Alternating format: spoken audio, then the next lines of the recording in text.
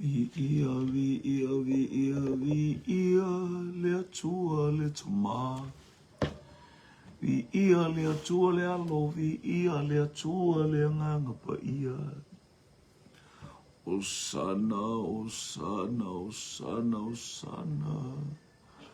E mamalu oe, sili sili ese oe. Mai le vavau e o i le whaavavau e tū mau oe. Hallelujah, hallelujah, hallelujah.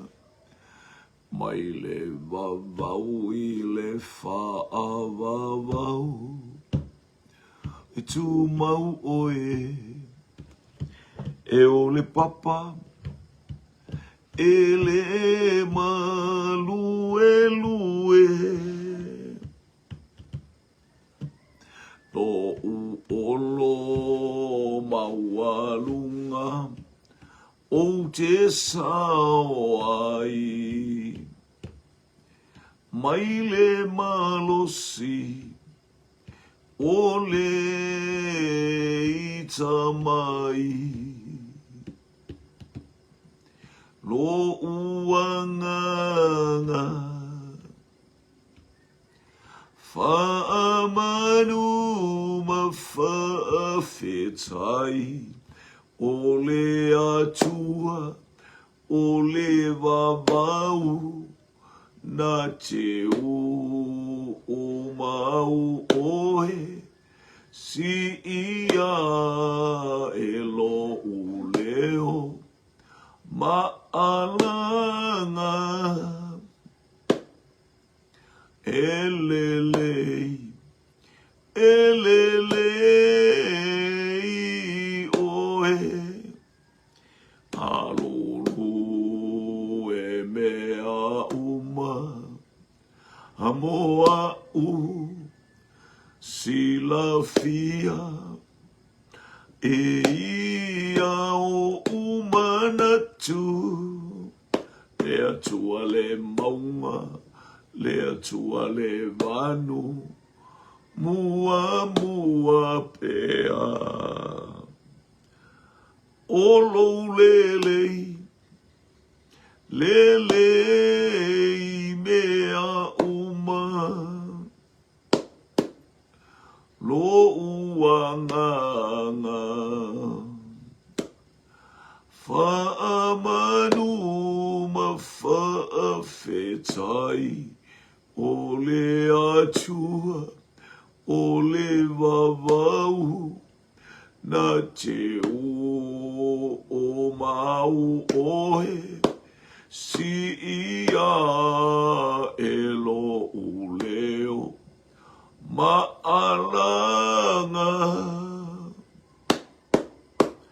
elelei, elelei,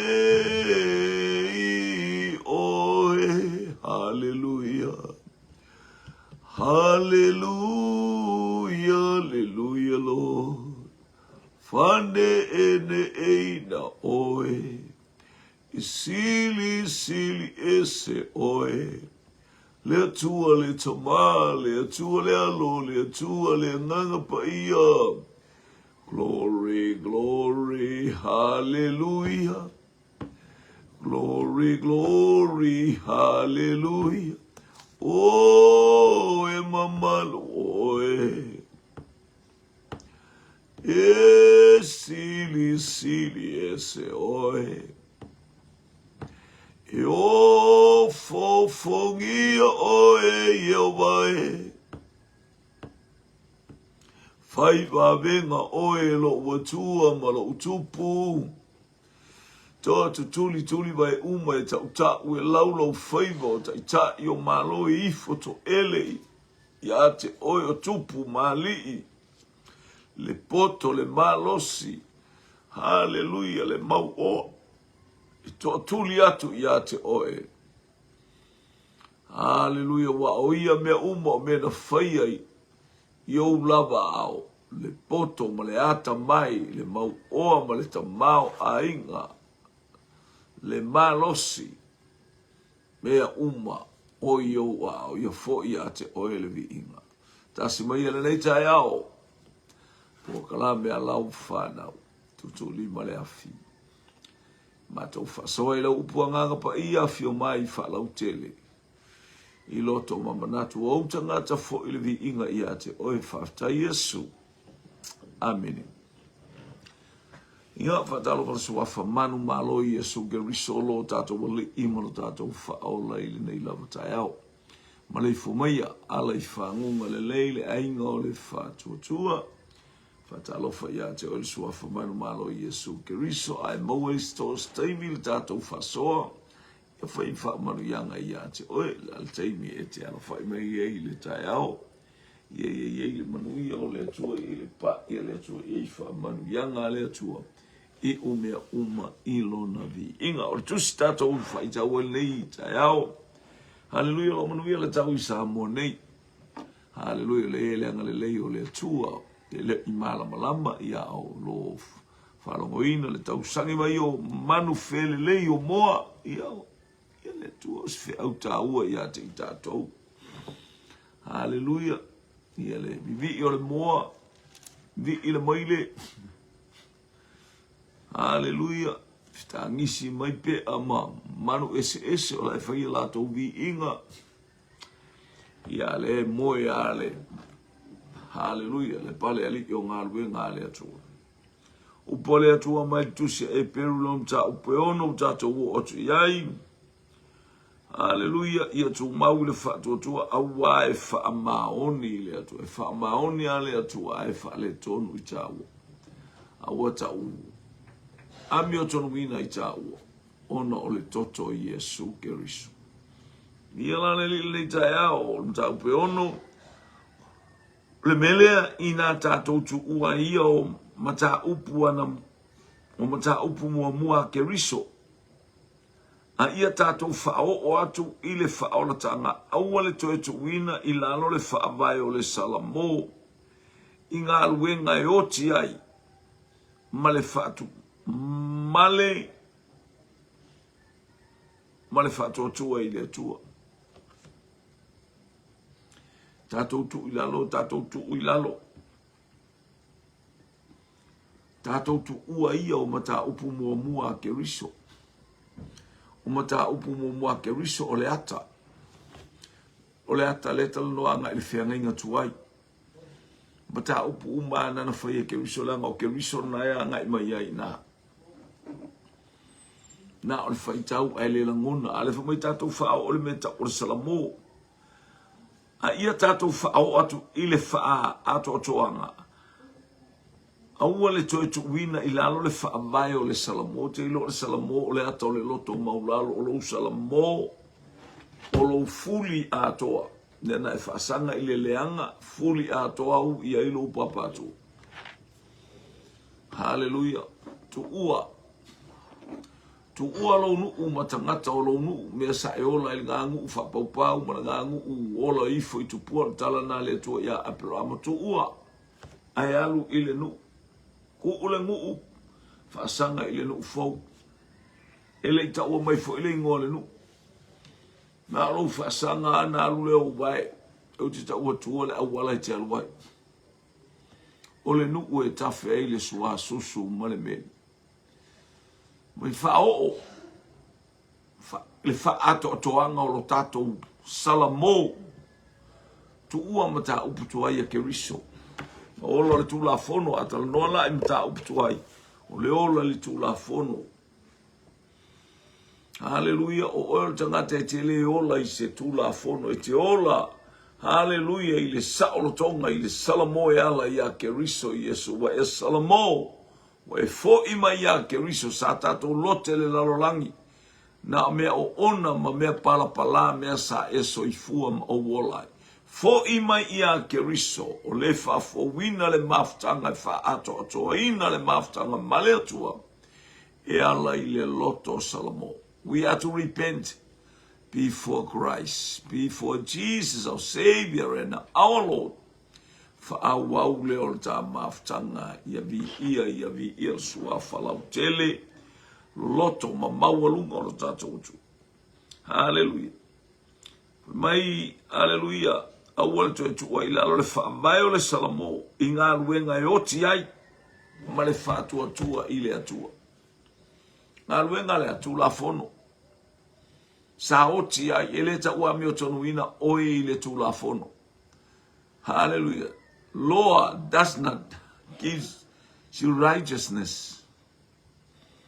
Hallelujah. Ele tu ina atu ele tu la fono le se me ta ua mi o tonu ina e. The only name in the Bible, the only name is Jesus Christ that gives you life, that gives you righteousness. Wana o Yesu le suafa tu ina ia te oe, le mea ta ua ole ola, ma le mea ta ua ole ami o tonu.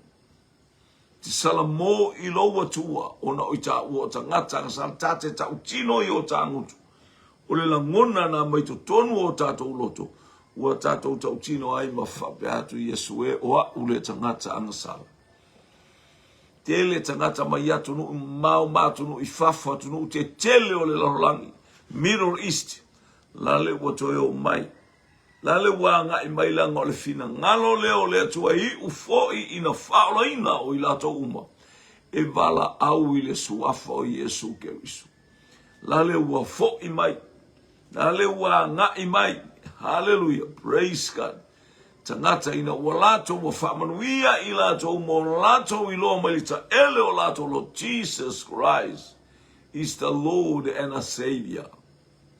Hallelujah. Fo I mai a keriso o ia ole ola tanga.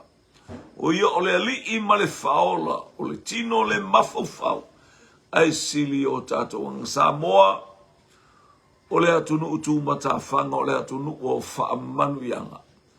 O le toe ngā taanga le po le tunu inga o le lalolangi o Samoa. O le la ngoto muli a lea le talanoa hallelujah a o alu. Hallelujah le tabilu sanga le la. Whapea le tala o le toe la ngoto a le o Samoa. O le tunu inga lea o le lalolangi. Samoa lo watunu. Ua lata mai le taimi. Ua tato I lunga o le ala. Elefa. Ele o stala whafangongo. A o le wha manatu, ma le wha soa, ma le tatou pi I ama whaatasi. E mā aise avenga.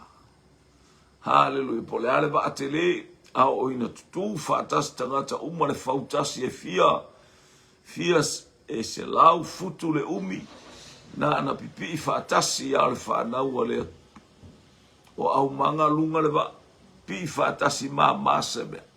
O le tatou pi oa ma le tatou taulongolongo le afionga le atua. E le mai le mafau. E mai ta ele o tatou loto ina ia o tatou vala au. E pa ia Jehova le atua o sapa ota le atua sili es. O le mata upu I le baptisonga ma le fae atu o lima ma le toe tutu mai o e ua oti ma le whaama sinonga e whaama vau. E whaama sinonga e whaama o e tau whaafonga ba. Tātou te o wa umara whaama sino ina I tātou e te soi fua la ia te o e le whaama sinonga. Hallelujah. Praise God. Ia ia tangata e toi tutu I lunga le whaama sinonga. Hallelujah. Toa tele maano noa. A le whaama sino ina o e le atali I ma le afine o le atua. Ua ia I le ala e te alo o tatia mai se oli, o tatia mai le ola e whawawau. Hallelujah, o tatia mai mo I tato. O iei le puluvanga o le whiangainga o lana lea ngā ruenga o tato wali o Yesu Kerisu. Hallelujah, lo whautua mo I tato. Hallelujah. Vi ia leli. E whamea mai ai, o le whatuatua, I le atua, o le mata upu I le baptisonga, o le meka koki whaia, o le whae e atu o lima, ma le toe tutu mai o e ua oti, ma le whaamasidonga e whaavavau. Toe tutu mai o e ua oti e pai ka ngaka hoki, lea kai au, ma lea kai au, ma lea kai au le alanga e kela kua, I lale winga o le mea. I linta ngata whae oti whaare tino ai oti wha lea nganga. Po ngā iwi mamango, lo tātitia I le. Hallelujah I le ala. Ale mana onga e taun whaatutu lea tangata, whaale tonu lea tangata, whaale tonu lea tangata, o lai ola i le angasala. Au mai, whaatu mai le malosi anga o le upua le atua e le olo malosi. But what the Bible declare, what the Bible says, whaatutu mai e woti arise and shine, tu lai mamala malama, vi ia leli. Hallelujah. Tatou te whaia fo I lena mea, pe a fina ngalo ia I le atua, e whafonga mai. O mea uma e mawhain tatou whatutua e waoti e mawhairan tatou whamalolo, papa tisonga, hallelujah, praise God. O nā mea uma, tatou te whaia pe a fina ngalo ia I le atua, whaipu e tolu. Hallelujah.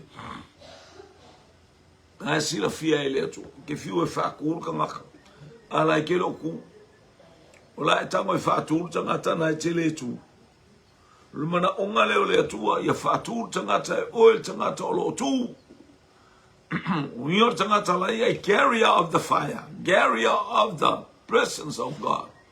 Hallelujah. Olo ya te oil manu malo olo ya te oil le mana ole nganga pai te tala noa. Hallelujah, te savali le ala. Wanga luenga umatatou te whaatino ina. Whaatino I le whaatua tua. Amene, amene, ni ia leli. Ia, o maile ele foi upule e wha.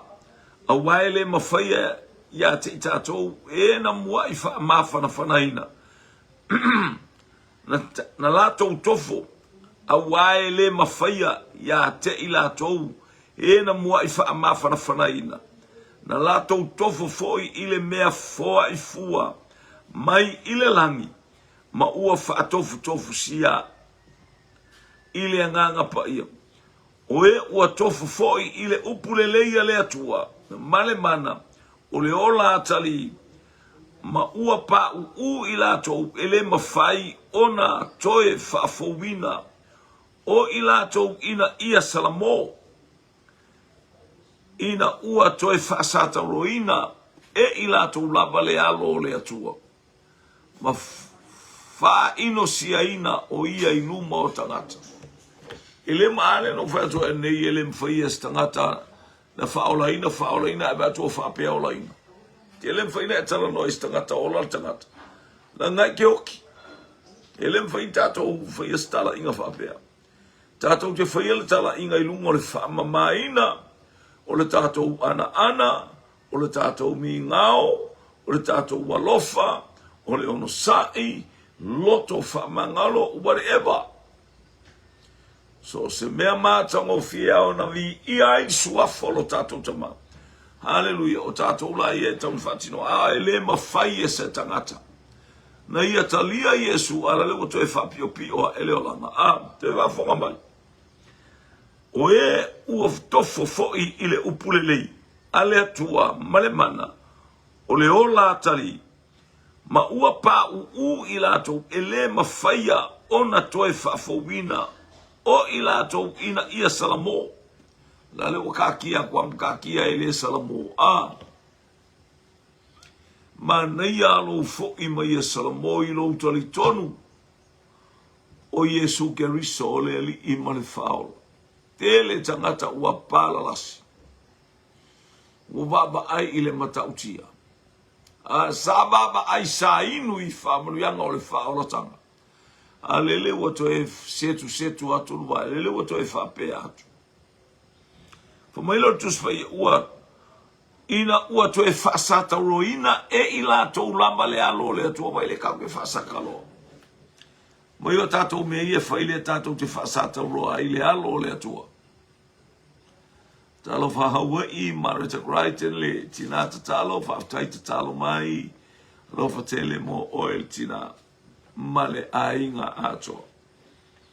Hallelujah. Praise God. Lewa mai tuspa ia. Ua toe whaasauta roina I latou lama le alo le atua.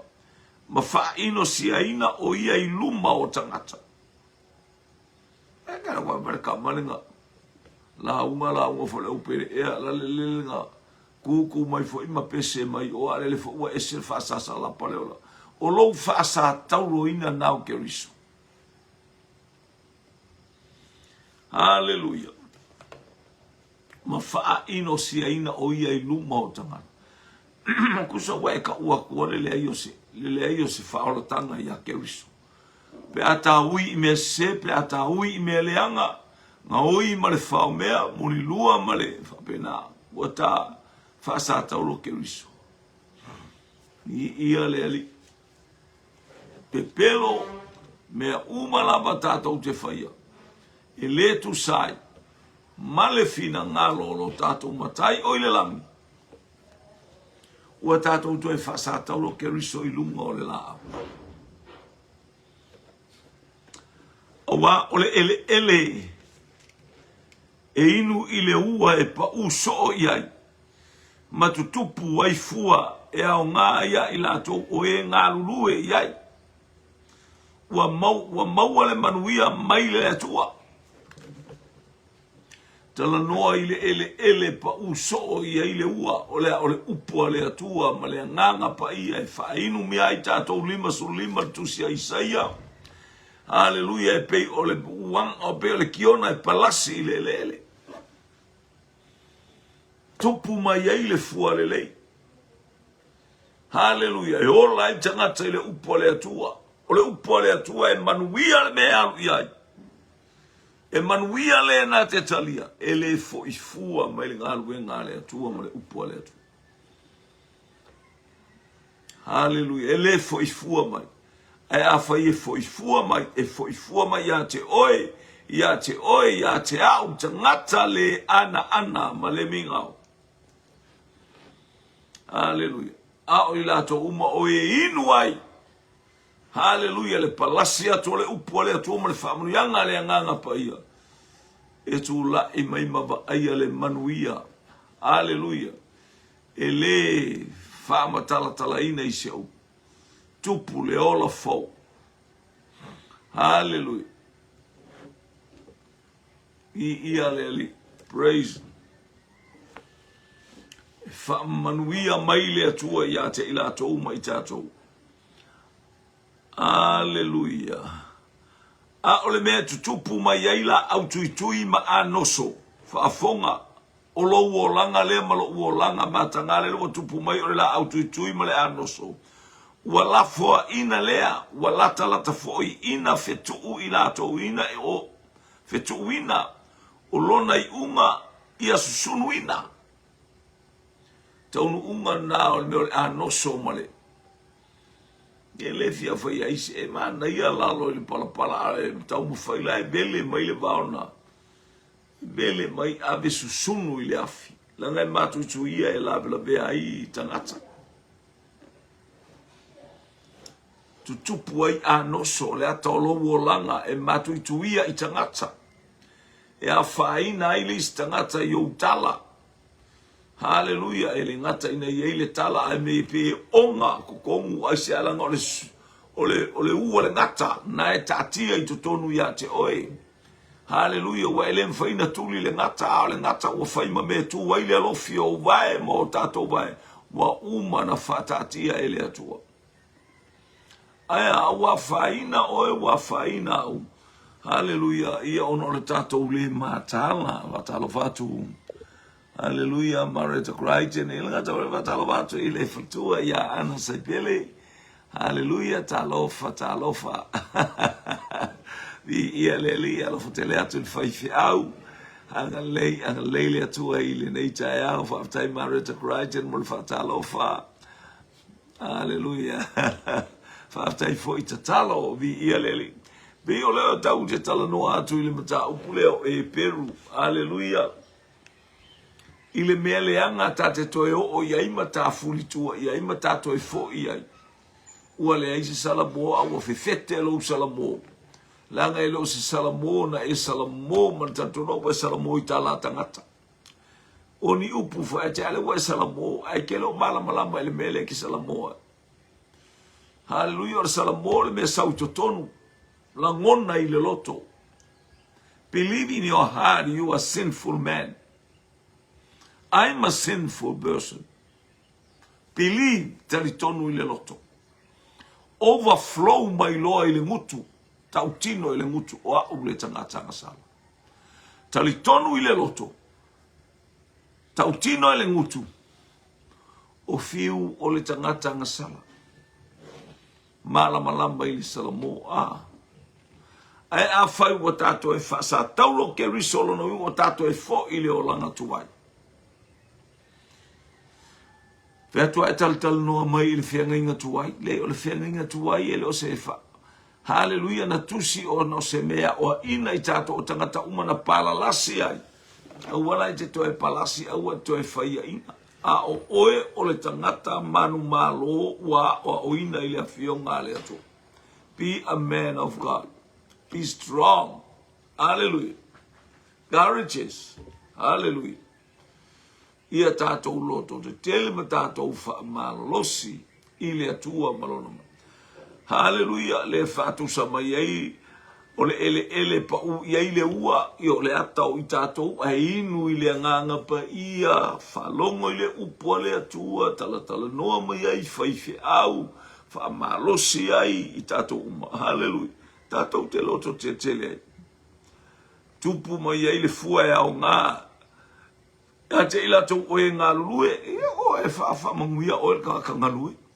Ilea. Ile palasi ane le ua. Ua o le ele le ia inu ile ua. O le ele lea. E receiving a wha manu yanga le atua. Alfa pule valu. A ole mea tutupu mai aila au tui ma anoso. Ia o mea ngā kusolo wolanga ma ai. Ma lo wolanga le whalongo, lo wolanga ma kuia e kuia mai arka ngaka ake oe savariange. E le fia pupula kui ake oe aisea langa oe o le anganga le anga. E te le talia le upua le atua. Ai fai oe ma wha ma sino. Hallelujah, praise God. Le fape mai ua lata foi ina fetuina o lona I unga ia susunu ina.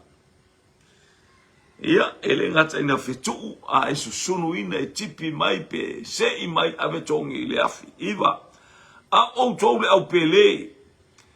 E ui lama ina ua fapea ona mātou tau tala atu. Vai, mātou te mauti noa I mea sili ona lelei mai ate o tau.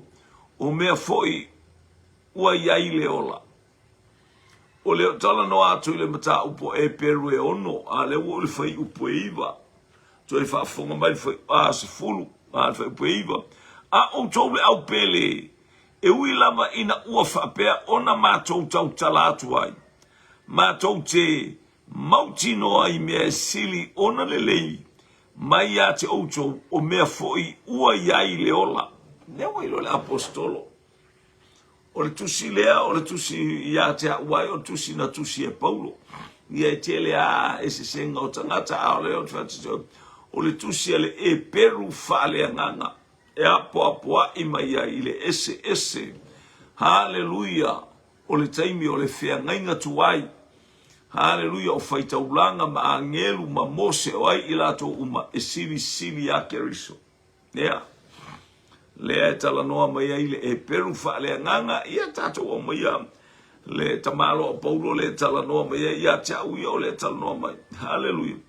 I le matautia wailang o le tangata sa matua matautia lona o langa e tau matautia o na sa aora tangata e poto. O le farasaio. Na whanaua o ile I taso I kirikia. Ile sa onga ile tula fono io e vai le matautia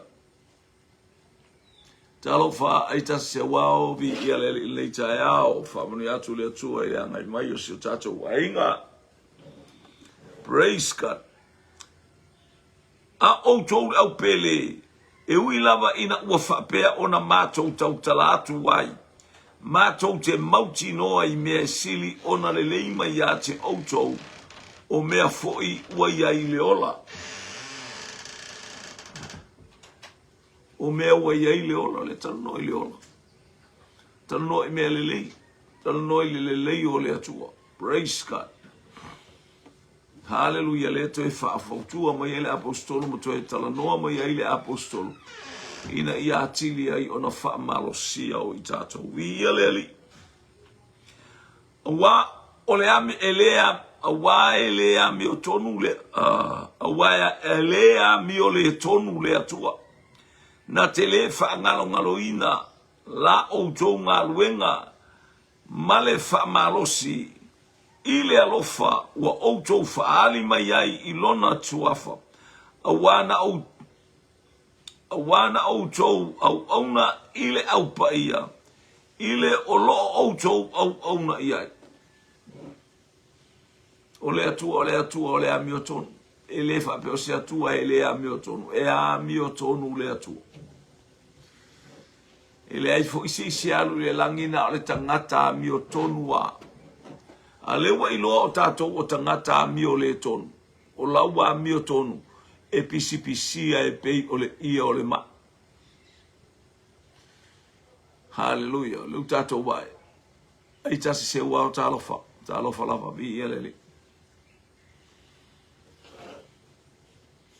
Io, tātou iloa e leis tātou wa mi o tonu iluma o le to. A ua ta ua mi o tonu wina i tātou. Ona o le toto Yesu Kerisu. Roma ilon tau pe lima ron fa upo e valu e oleiva i nga po iva o ta ua mi o tonu wina i tato ele stato ua mi o tonu a ua ta ua mi o tonu ina ono ua ta oe le toto le tama imamo a sisila maila le atu e uina o a ule tanga sala a le ua va ai mai ile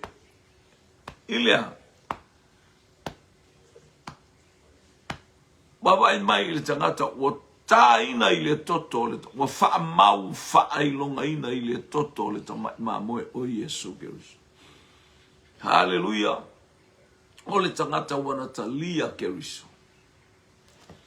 Wale to tila sila le atua ile anga sala tuai. Le to e fia sila ile atua au go forward. Wana o mea fo wa watutupu mai lo wala. Amini. Ni ia leli. Awa a o fola mai as fuma lua praise sutasi. Awa mātou mana na o tele ina ua mātou mana na o tele ina ia o tauta itasi ma faali mai lea lava feelinga. Ina ia mautinoa le fa moe e o ile ngata anga. Ina ia le pale, ina ia le paie a ia fa o ie ua maua le fatuatua ma le ono sai mea na fola ina. Ele tauna pa ie, te taun tātou pa ie, ele taun tātou fatuatu, ele tauna satona tātou wo ile mea le tala whengai. A e te alu i le mea e te mauti noa awane e alu i se taa inga. Ni ia le li. Suma le tolu. Awa a o fola mai ele atua ya apero amo. Wale mawhaia ona tauto o ia i se tasi e sili ya te ia. O lea na tauto ai o ia ya te ia lava. Wa whapea mai e moni lava o te matua whaamanuia ya te oe. Ma o matua whaatoa teleina lau whanau. Ni ia leli.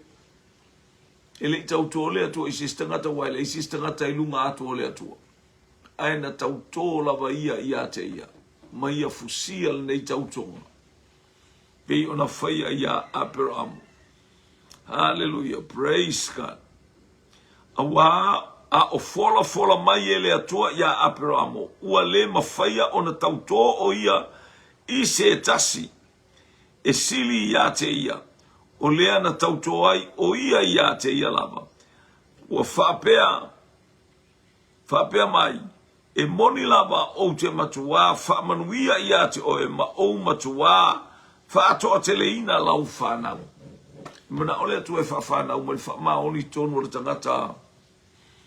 Hallelujah, amio le lei. Hallelujah.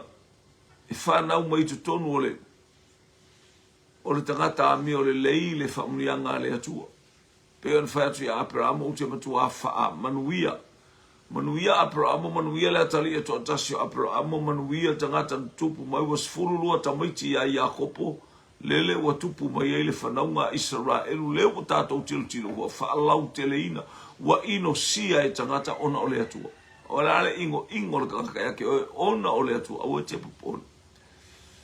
Awe te popole i le facilitino, le fati ngā ia te o le whaia tutala e te le fiewe, a ia e wha tali ile atu au e fatali ia Iova fa fowina lo lato malos le ile nganga pa ia tato amen.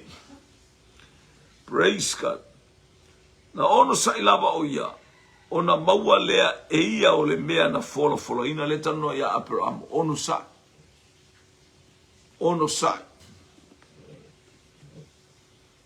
hallelujah. Mai to tele fato tele ina na fa ono sai Abraham o tilon to lua wa matan tu mai tamaiti ana fatu puina a o tu ato le tamo Isaako fana o el tamo Yakopo fana wane to sfulu lua tamaiti na alu ai tamalo ma ave ai kupito na matua fefe ai kupito na o tupu le nu oka senu. No atuna le fitus furu au ba ko oka wale ma faita ulia e fiu tau fai e fasioti wa ese au wala e fasioti ai e farao aya tupu mai ya le mele lei mai le atua. Praise God. Hallelujah. Wa e tau tu. Praise God. Na ono sa lava ia ona mauale e ia o le mea na fola le talo ia Abraham. A wae tau tō tangata i se tasi e sili. O le tau tō fo i e wha maoni ai. O le i unga o lea o fefina ua inga uma ia i lato. O le kalango i se whangua wha e pose mea o finga au inga ngaka. Au mai e ili tala ia wha lata mai. Tau whaaratala mai ai se whiau ia e malama ele me tau tau tō. Mea e whailuma o ka ngaka e sili aku lako upopoko ia ke oi man lako aka mai. A online to e whaile o pepa whapena. Saini e tautala mai pepa ma tautala mai me whapena e mea sa whai. Pese me whapena. Abraham, praise God. Hallelujah na tautoa i le atua. Ele tautoa le atua istangata. Wae le se sili atu ile atu an tautu ale atu ia te ia. Whamawina ai mo Abraham. Praise God. Wae tautu ia lea. E whapea fo'i le atua. Ina ua fina ngalo ai o ia. E whaeloa atali ai e ua tofia i mea na fola ina. O lana lava pule. E le mawhaia ona liua o ia whao popo i ai le tauto. Hallelujah, o mea uma u whai le pule le atua. Auto e whao popo atu e le atua ma le tauto ina ia eilo ina. Hallelujah, awa e te tau fuara sua whai ova le atua. Awa e le whasaho ina e. Ina ia iate i tātou o mea e lua e le mawhai ona liua. E le mawhai ona pepelo ai le atua. Tātou te maua ai le wha ma whanawhananga tele. O ila tau o e wasosola e tango atu i le wha moenga na tuu i o tātou luma. Wa ia i tātou lona wha moenga. Pei se taula o le anganga. E le wha tō sina ina a ua mausali e o foi i to tonu i tala atu o le ie pui le tala noa mai le ie pui tala noa i mea uma ua tauto i a ile atua e wha maoni le atua mo i tato e le aise mea e le o tauto i stangata e tauto a le atua i a te ia o ia o le atua o mea uma o ia o le fofoanga o le pule ao i le langi ma le larolangi. O le mea lea ua fio atua Yesu, o le ua mua atu mo i tātou. Ua fai o ia ma fai taulanga sili e whaavavau. E winga whaatasi ma meki sa teko. Hallelujah. Oh, praise God. Yeah. Pole fai unga na nta upo e ono o tusia e peru. Le tala noa ia te i tātou. Hallelujah. Tātou o ese. Hallelujah. Mai mata upu mua ke riso. Mata upu mua ke riso. La e tala noa anga ile tu la fono. Male fea ngai nga tuai. I ia leli. O mea na valo ia mai ei ke riso. Ne o whaalia mai le mea moni fa mai ke riso te le isau e tatala e no usau e whatau nu. Hallelujah, la ngai leise mea tatala ai mea umalawa wa tasi le tangata o lo whaata. Tau ia nei mea uma ua na o ke riso Yesu. Ia vi ia leli ile nei taia. Whaamunu iatu le atua ia te oe le polo kalame la a walo ta sabali. Vali atu le nei aso. Ia le whaamunu ianga. Aua tātou te toe uia ala tuai. Aua tātou te toe la sia ala e le tusai. Hallelujah. Aua o le tātou toe foi tua. Ua tātou whasata o ina le ali o le ola. O le talale al tuspai. Hallelujah. Nye whai mai ai whai upule ono. Hallelujah. Ma ua pa u ila tau le mawhai o na toe whafowina o ila tau ina ia salamo. Te lor tangata e pa u le ai salamo. A ua whaama a inga. Yo, wa ele ilo salamo. Ala ia ile aba noa oe we you still have a chance. Lo ia ilo waba noa ile satauro. Fo ie fa satauro lo wanganga leanga ma le tangata leanga na e te whatupuina. Le nganga le anga o le whaika anga le mulilua. Hallelujah. Nga oi le whaomea. Hallelujah. Le loto tau mo whai te whaasata uro ina mea na. La ia ilo waba no e te whaasata uro ai. Ina i mea na. Ina ua to e whaasata uro. A whai lea ke whakupuinga. O la e te whaasata uro ina Yesu. La e te whaasata uro ina Yesu. Le nga oi le whaomea. Le mawhau i mea leanga. La tātou te whaasata uro ina Yesu. Hallelujah. Me whai oe ma ele leie palasi i aile fua walulu ina. Tupu mai ai. Le ami o tonu wa le atua. Ele o sau ami o tonu wa le ami o tonu wa le atua. E maila na upu i la le whatu atua. Le tātou talio le upu wa le atua ma le whatu atua. Anga leile atua ile nei tae ao. Le vipita. Whamui atu i anga i mai. Whamanuia le atua. I lau whaalongolongo. Ma le tātou whaalongolongo le upu le talia Yesu ile nei tae ao ma le loto whaamaula. Hallelujah. Ta mawhaftai lau upu. Ta whatai tai e nei talo ta talia Yesu ma to e whafowina le mawhaftai. Ta mawhaftai lau upu. Ma tau whaalongolongo i ai. Pa umai a lau a fionga. Pa umai le loto ua uma o na suoto sina ina. O te tau tino ilo ngutu ma talitonu ilo loto. O a ule tangata ngasala. A ua whaila upu. Hallelujah. Ma mea sua malie. Ma mea manongi ua oilo a ua le tangata whaale tonu. A fio mai a ta mafuta ma oile na ia so taita ilo lima. Ma ia i uato loto i mea uma o te alu ia i lovi inga. Hallelujah. Whamnuia le aso. Ona o Yesu. Te mawhamnuia lo wa inga i lunga upenga te whaila. Manaba otu oile manaba ango le ola. Le ola toi fuata ina ma le ola fau. Mātou te sava vali ai mea umalawa. Ma le whato tua e le au moa. Amen, amen, amen. To God be the glory forever and ever. Amen, amen, amen.